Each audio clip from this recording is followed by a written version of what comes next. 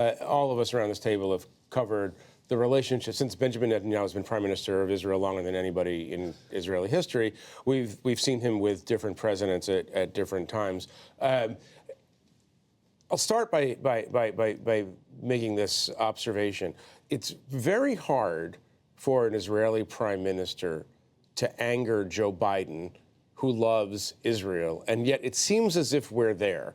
That somehow Netanyahu and Biden are so crossways right now that the relationship is almost ruptured. Put this in context, and I'll ask other people to jump in as well. Put this in historic context. We all remember the Obama-Netanyahu relationship. Yeah. Has this gotten worse? Yeah, of course it has. And if you flash back to the rupture during the Obama administration, Joe Biden was always the person who stepped in and tried to find a way to make it better. Biden's relationship with the state of Israel, and his telling goes back to his father, and he's been a million times. When the war started, he wrapped his arms around Israel.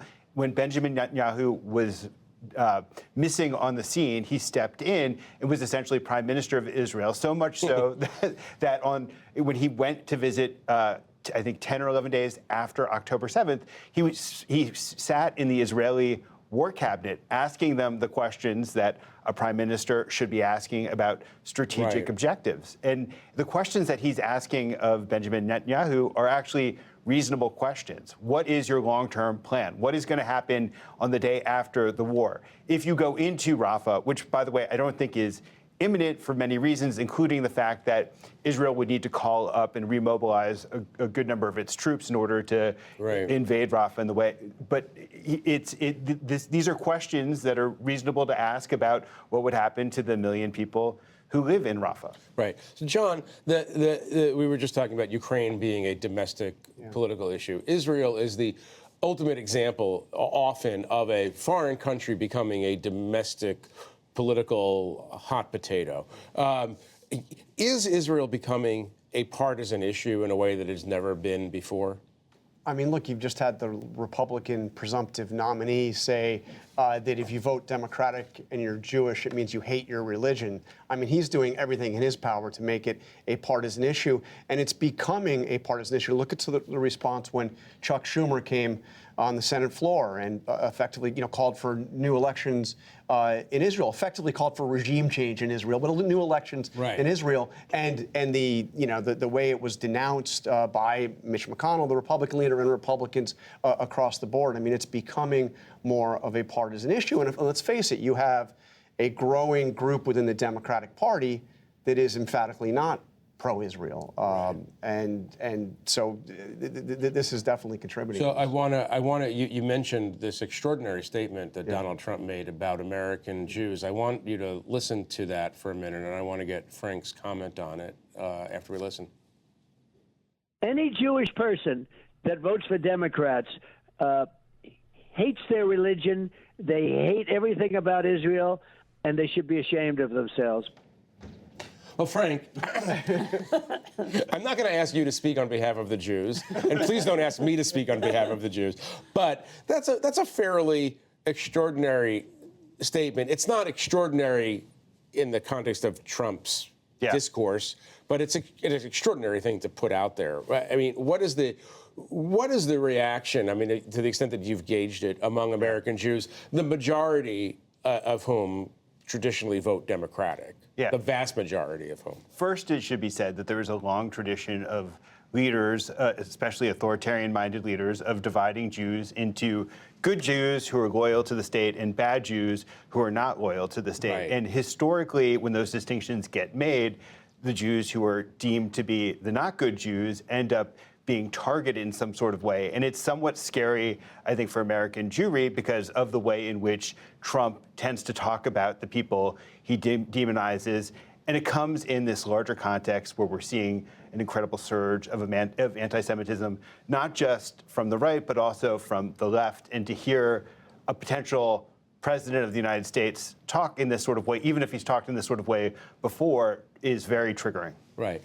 Nicole, I don't know the degree to which this is going to become a reality. Maybe you could enlighten us. But Speaker Johnson is thinking about bringing Netanyahu to the Hill. What would that look like? We remember years ago a number of Democrats sat out, boycotted when Netanyahu came and spoke the last time, mainly around the subject of Iran. I'm feeling like this is going to be a whole other level of carnival. Yeah, well, you're already seeing a pretty significant divide, not only between Republicans and Democrats on this, but within the Democratic Party itself, where many Democrats have suggested they may boycott, others say they may go. You have leader Hakeem Jeffries, who tried to put some distance there, saying, look, Speaker Johnson hasn't even asked me about this, so until he does, I'm not going to comment. I mean, we did also hear from Leader Schumer this week on the issue saying, despite his comments last week, that he would welcome the opportunity so long as it's done in a bipartisan fashion. And we did see some Democrats boycott when President Herzog addressed a joint session of Congress about a year or so ago. But that being said, it's starting to become a wedge issue, the political hot potato, and I think one that could potentially be inflamed if the prime minister does come to visit. But the speaker has made clear this is something that he would like to do. He would like to extend that invitation. So I think we'll have to see how it plays out. I don't think it's actually going to happen. I mean, it may. I mean, Netanyahu did this exact same playbook with Obama when he came in 2015, and that the issue there was the Iran nuclear program. He wanted to go over Obama's head as effectively and make the case to Congress against the deal. I don't anticipate it playing out this time, but look, it's remarkable that Netanyahu wants to effectively play to Trump because he's hit a wall with Biden. But I mean, Trump hates Netanyahu. He's toyed with him. He resented the fact that Netanyahu came out and congratulated Biden just days after the 2020 election. It was kind of a pro forma congratulations. It was, though. but he absolutely resented it. And it wasn't just that. If you remember, Netanyahu visited Washington, came to the White House while he was campaigning for his own reelection, and Trump saw him as a showboat. And that's a terrible thing in Trump world. When Trump thinks you're a showboat. Yeah. I mean, because he came must in be a and he was showboat. using Trump's stage, to make the case. He spoke longer than Trump. He spoke more emphatically than Trump, and he also blindsided the Trump administration with a new announcement on settlements. So, it's risky strategy. But Netanyahu needs to stay in power. Yeah. To stay. Right. One thing they have in common, they're both under indictment. Yeah, I mean in their own countries, Trump and Netanyahu. They both want to be in power to avoid potentially going to jail. Right. Which bottom line might be what's going on here at the deepest level. I want to get to Frank, I'll come back to you in a second, but I want to get to something else that might be operating at the deepest level. Both men, Trump and Netanyahu, have autocratic tendencies. You've written about this. It's somewhat surprising that they don't get along better. I mean, they're very similar in some ways. I mean, I think some of the root of the discomfort with Netanyahu in the Democratic Party, and maybe even more broadly, there was a sense that, we support Israel because it's a little democracy in a region where there aren't a lot of democracies, and we have something in common with them. That means we have a special bond and so on. I think a lot of Democrats, I'm sure that's what Joe Biden thinks about Israel. He remembers its founding and the role that we played. The older the Democrat, the more likely they are to think that.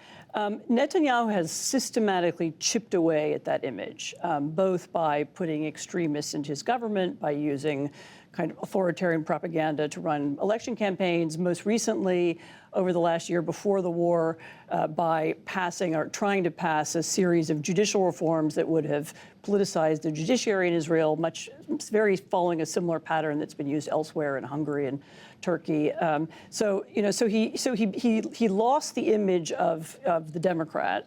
And he therefore won a lot of enmity in the Democratic Party and actually won a lot of admirers on the right, including in the anti-Semitic right. I mean, Viktor Orban, who made George Soros as a kind of Jewish billionaire into a hate figure in Hungarian politics, feels very close to Netanyahu. They seem very similar. They have similar ideas about how to undermine institutions. So, I mean, maybe Trump doesn't like him personally, but the Republican Party likes him a lot. Right, that's right. Sure. John, let me ask you in the couple of minutes that we have left to talk about your extraordinary book.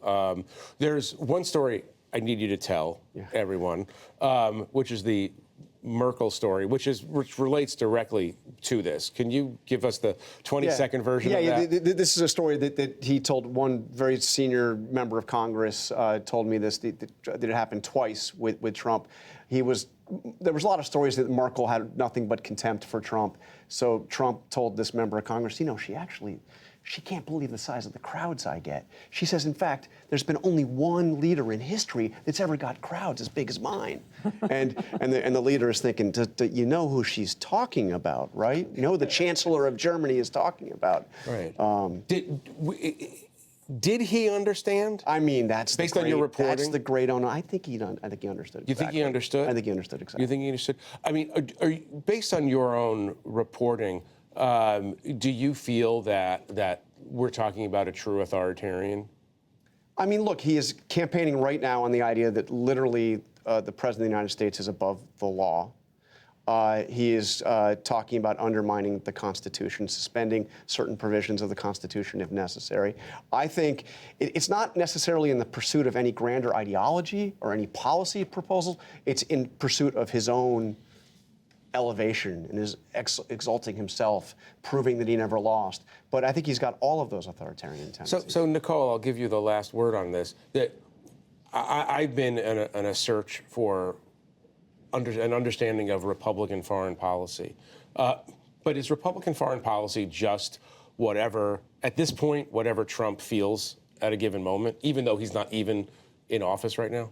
Well, certainly we've seen many take that America First isolationist approach, and we know that the former president continues to have a lot of sway over congressional Republicans, but at the end of the day, they also have their own minds too. So again, I think as we move forward with some of these key issues, it continues to be something to watch. And these very issues that we're talking about that were once bipartisan, is there the prospect for that to be the case again? Or will we see that further partisan divide, particularly as this election cycle goes on? So to be continued. Right. It seems like Ukraine will be the issue to watch on the funding issue, especially.